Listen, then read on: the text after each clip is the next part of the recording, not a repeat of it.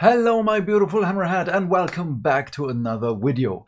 In this video I want to talk about Blacktalon, the latest last November Neve Blacktalon novel written by Liane Merciel. And I must say I did not expect what happens in this book, because after the first novel where she has her own adventure, a solo adventure basically, and after the introduction of her team in the Blacktalon series, which probably was also in her short stories. I haven't read those as of yet. I'm gonna do that in the future. I expected something similar to the series on Warhammer Plus, and I was pleasantly surprised that it wasn't that. So Liane Merciel did not take the premise of the series, which was Neve trying to get her memories back of whom she was, but we have another quest here, and a more, I know I say this a lot, a more personal story. So I say this a lot in Black Library novels as of late because it's the truth.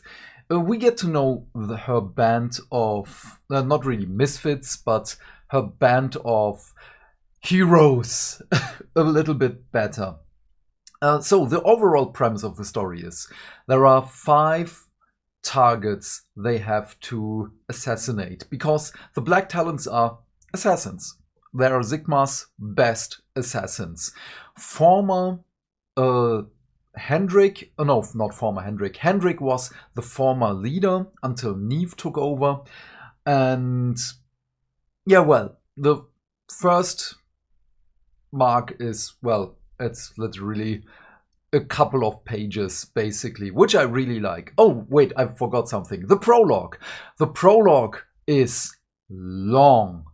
And with long, I mean really, really long. It's about a 10th of the book. It's just the prologue. And we're following a Sigmarite, and he's a weather expert. Let's just say it like that. He's seeing signs in the sky, of course.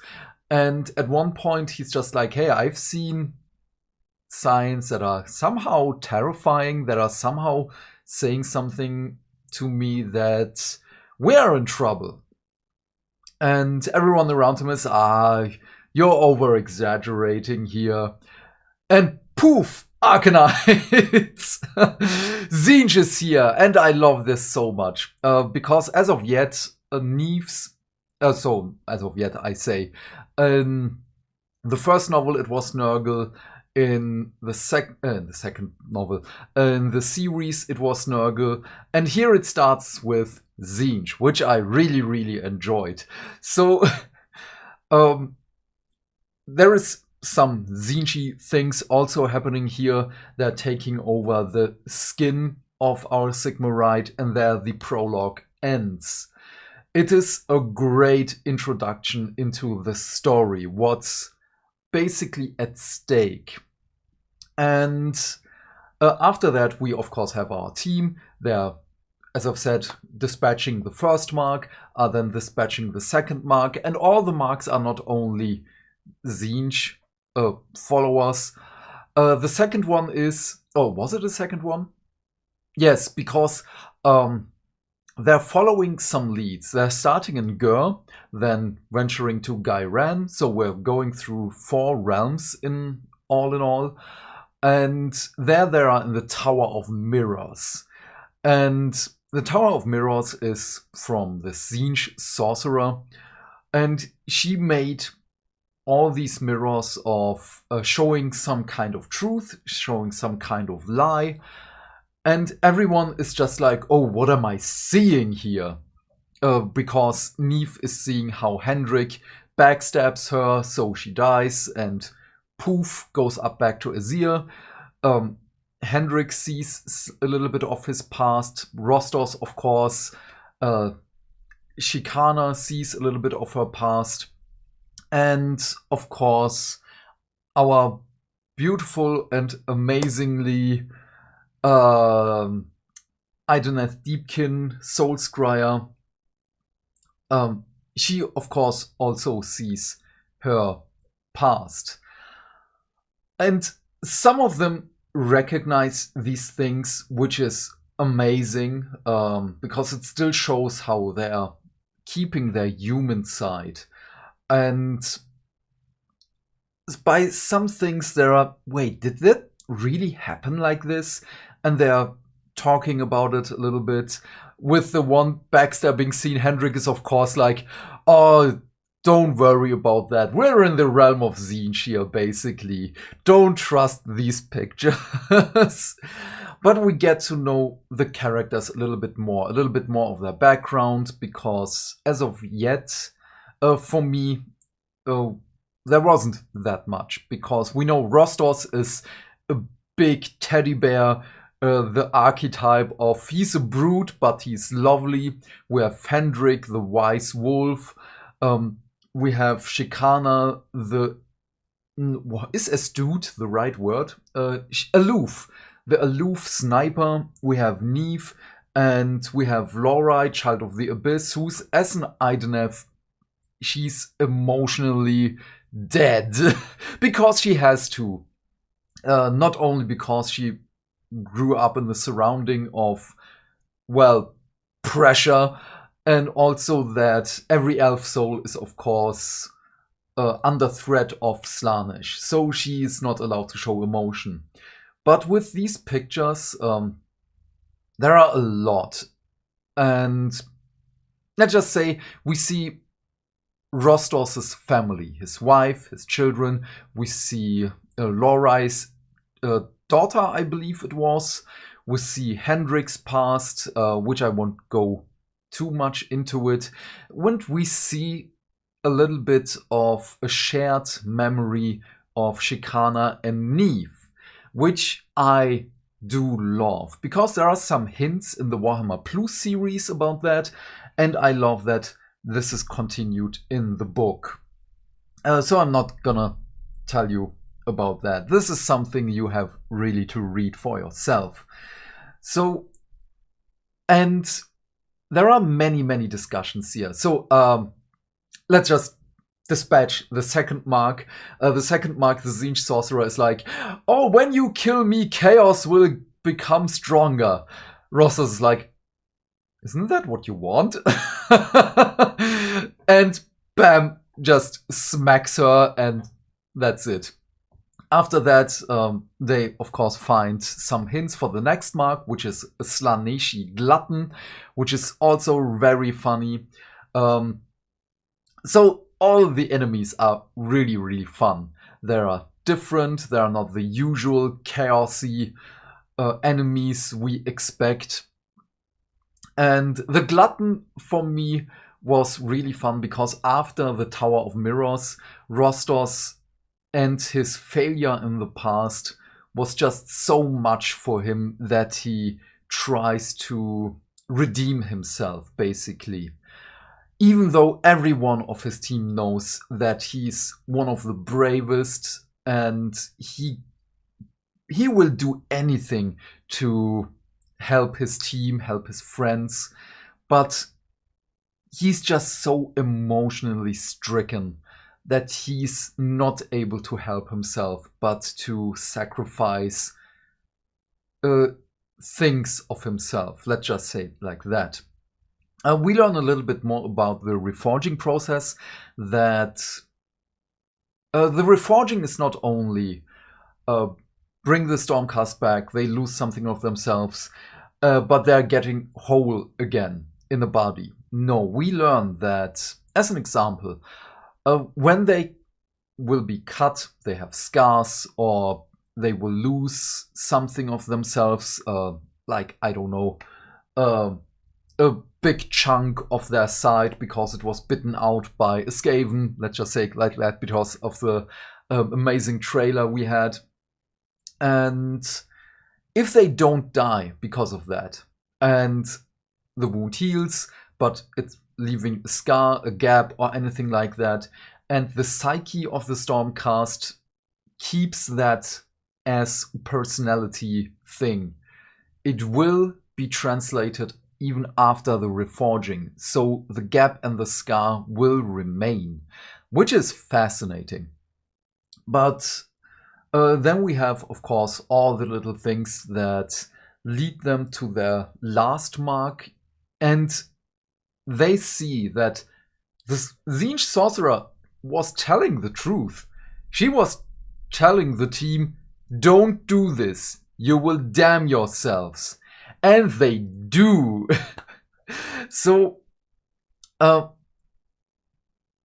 after Guy ran, we venture to Akshi, and there we're following the last remnants of the last mark, because they're looking for information, so our team goes after them, also looking for the same information to prevent what's going to happen. And at this point, the story gets a little bit slow. That was the point where I listened to this as an audiobook format, because I always do, if possible, when I do my chores at home.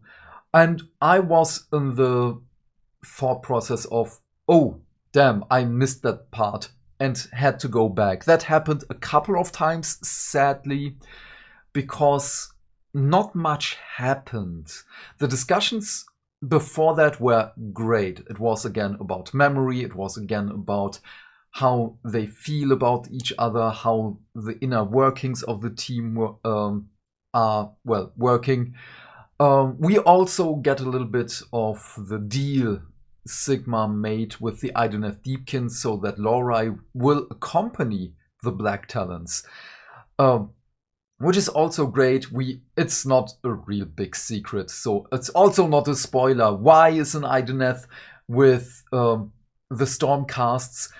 First of all, they're both on the side of Order, which doesn't mean that much, but also she goes with the Assassins to, of course, help them, and she gets to keep the souls of anyone who dies in the surroundings, because Idoneth Deepkin needs souls. And yeah, so the ending, it ramped up again. It became really interesting. We get to see the last remnants of the last mark in a library, in a temple, where real devout Sigmarites do anything for Sigmar, basically, because they live in Akshi, in a real hostile surrounding. And so let's just say the last mark is again Tzeentch. And the Tzeentch dude just happens to convince parts of the temple that the Stormcast Eternals are there to test them, which does not go well for both sides. So yeah, this got me real bad, because I just finished the story. I finished it, started recording, and the last 3 chapters and the epilogue are still... I'm still a little bit, not reeling, but it struck me. I was near tears at the end. Which is great. It really, really moved me, because we also get to see Sigmar's shame. The whole story is culminates in why are the marks, the 5 marks they have to kill, doing this, and what are the signs of the twin-tailed comet with the broken thingy in between. It's just imagine, if you know the Deathwing symbol of the Dark Angels in Warhammer 40k, the broken sword. This is the Sigmar's symbol, the twin-tailed comet, just broken, is strewn all over this book, because Sigmar has done something, and it's a big shame upon his godhood. we know the gods are not good in Age of Sigmar, because they're the gods and no one is good, everyone is bad.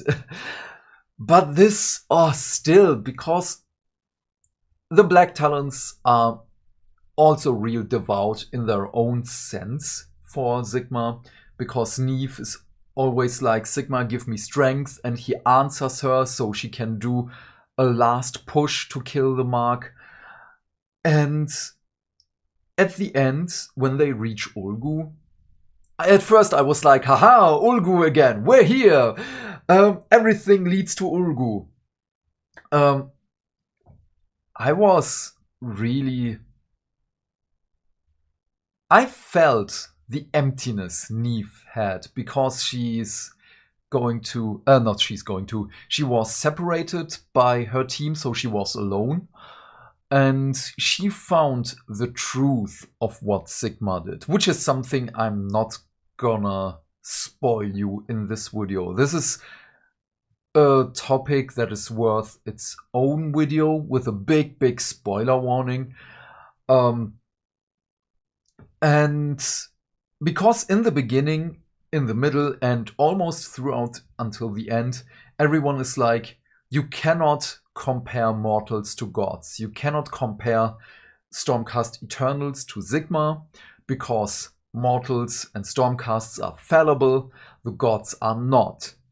And in the end, Neve is just like, Sigmar was once a mortal. Alariel was once a mortal. Now they're gods, but does that mean they're fallible? And I don't know why, but this struck me so hard. This was this was Rostos's hammer against my head. And I don't know. I really want to talk about it, but I don't want to spoil you of the experience. And the epilogue was also like when Neve wishes death upon herself, and in the hopes that she will forget the shame. It's just heart-wrenching. It felt really bad. In a good way, because I want to feel emotions when I have a book. But damn, when you have this character that all throughout her stories and all throughout her characterization is steadfast, and it's just like, I want to forget. I want to die, that I will be reforged and forget. And this is not a spoiler, but in the end, in the epilogue, she's more and more in the temples praying to Sigmar. And even Hendrik is like, is everything all right? He's used to her praying, because every one of them prays to Sigmar. Hendrik especially, because he's also the one communing with Sigmar in his own way, so he just gets struck by lightning every now and again when he wants to talk to Sigmar, which is really funny. And but even he is like, is everything all right? I'm concerned about your well-being. And she's like, yeah, I'm all right. But okay, I'm talking a little bit too long now. As much as this has struck me, I will give this book an 8 out of 10 successful assassinations by Neve on her first attempt, because the middle part where it just stretches like gum under your shoe on a hot summer's day. It's a bad comparison, I'm sorry. It's not that bad. But there isn't much happening. There wasn't fighting, which is good. But when there is no fighting, I want the story to move forward. I want, if it's not moving forward, I want more character development or deep conversations between the characters. And I had the feeling that not that much happened. Maybe that's just me, but yeah, all in all, I do recommend this book. This could have been, if I had read this before the trailer with Sigmar lied, I would have gone to this book as my proof that Sigmar lied. Sigmar's shame is big. But yeah, I recommend read it for yourself. It's really, really good. Liane Merciel, sorry, did a great job here. But yeah, all in all, please leave your thoughts and questions in the comment section down below. I am keen to know what you have to say. And while you're down there, please remember to do all the YouTube stuff, because hitting buttons is not only fun. Why? Because that way we can build a bigger community and talk more Warhammer almost every day. And by that, I of course mean like and subscribe, and you can help me out with a little bit on coffee. But until then, have a great day, my friend. Stay fantastic, stay hydrated, and I will see you in the next video. Bye, bye, bye.